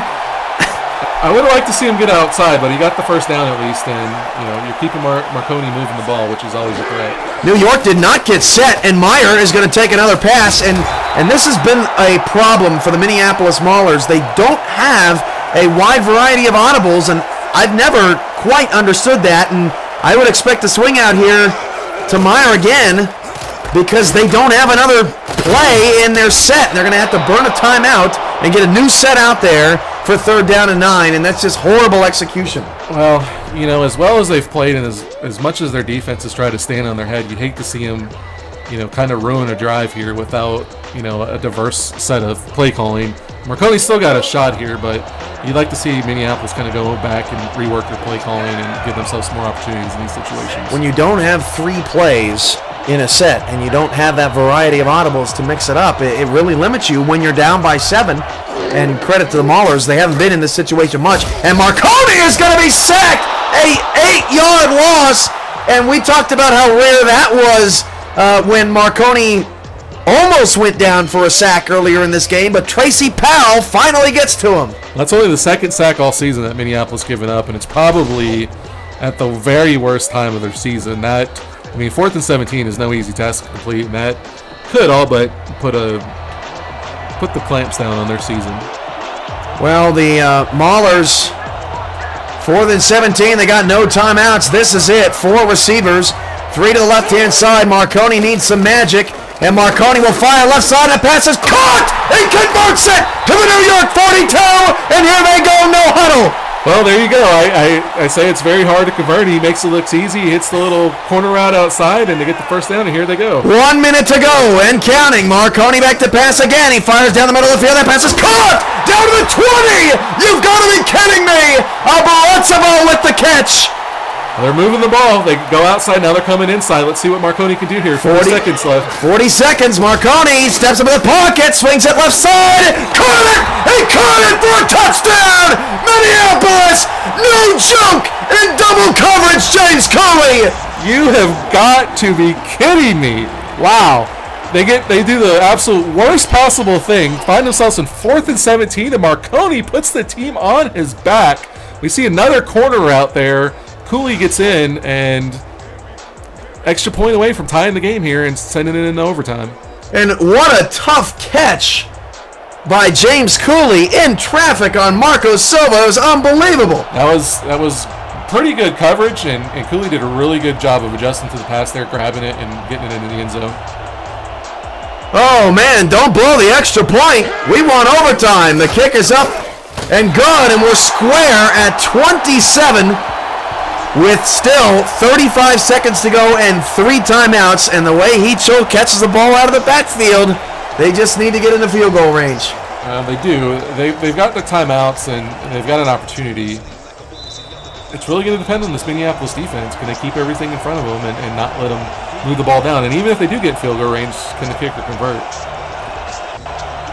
So, Maulers kick it away. Man, we really need to get a camera in here. Some of our expressions are just absolutely insane. As New York again cannot get past the 20-yard line. More great kicking from Franklin Reese and even better coverage from the Maulers. Yeah, the Minneapolis special teams is playing lights out right now, and they're really giving their defense an opportunity. So 30 seconds left. 80% of your plays go through your running back. What are they going to do here? It's going to be interesting to see what happens. And this has been incredible. I mean, Minneapolis has done a lot of things that are easy fixes. They can really get themselves, in contention. Even as limited as they are, as Park Hee-Chol races down the sideline, and nobody might catch him. Brock is trying, and he's tackled at the 9, which is honestly actually the worst case scenario for the Maulers because they can't stop the clock. Yeah, that was. They lined up with only one safety high, and they looked like they were bringing a blitz or a lot of congestion up in the middle. It was kind of a confusing play call. I didn't like the way it looked from early on. You had to figure that they were going to try to throw a swing pass or something like that, and they left them a lot of running room out there, and might have just cost themselves the game there. That's the most running room to the outside they've left Hee-Chol all night long. Well, it was the play call. They lined everybody up in the middle, almost like they were expecting a run, and for them just to be happy going to overtime, and they paid the price for it there. The play calling in the late in the fourth quarter has been really kind of confusing by Minneapolis. So New York, boy, they've been here before. A field goal away. Last time they were on the road, they missed it, and we went to overtime. This is from 26 yards away. The Maulers would love a block right now. The snap's good, holds good, and the kick is good, and the time is run out in this game. And the New York Knights improbably win 30-27 going away. And wow, what a tremendous game, as we'll keep it here for the post-game report. Yeah, that was man, I really hate to see that game end. Minneapolis did so much there to keep themselves in that game. A few bad play calls down at the end kind of cost them, but overall that was a great game to watch. I think Minneapolis, even if they aren't able to bounce back this season, have a lot that they can build on. So 531 yards out of New York in the victory as we take a look at some second half highlights. Bobby Law and DJ McCoo combined for 18 tackles. Once again, they were just brilliant. Yeah, those two linebackers are two of the best in the league, and they do a lot to disrupt the offense, both in the run game and the pass game, and we saw it a lot today. St. Clair here, he had 330 yards, 2 touchdowns, only had that lone pick. He had a good night as well.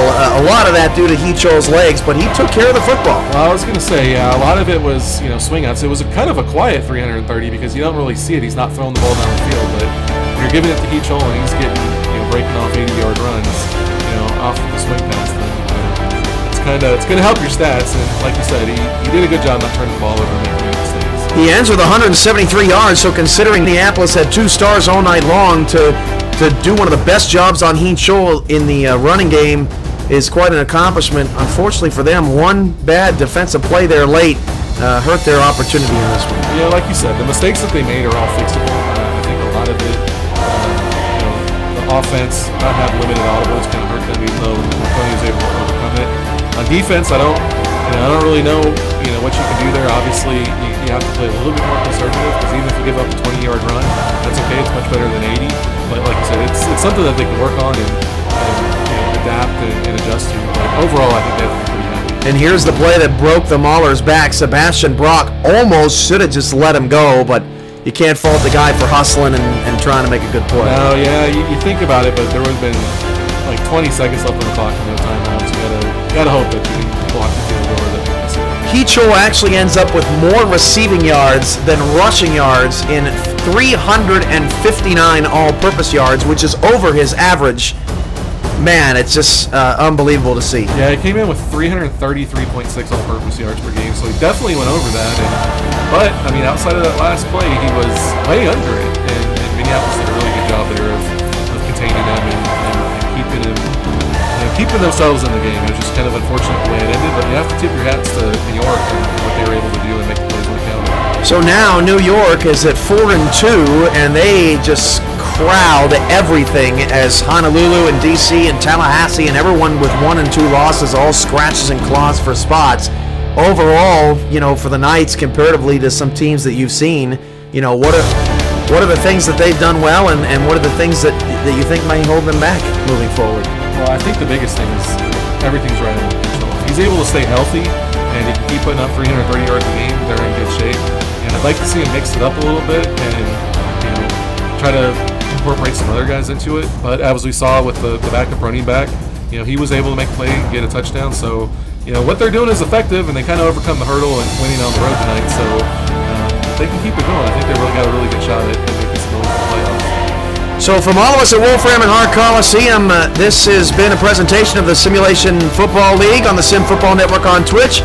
New York wins 30-27. Along Mike Peters from PX1 Sports. We loved having you along and hoped it was a good time. Hey, I appreciate you guys having me. As NYPia pointed out, they kept control from scoring too. That was impressive also. So we'll see you on the flip side. See you Thursday night for Orlando and Baltimore. Good night, everybody.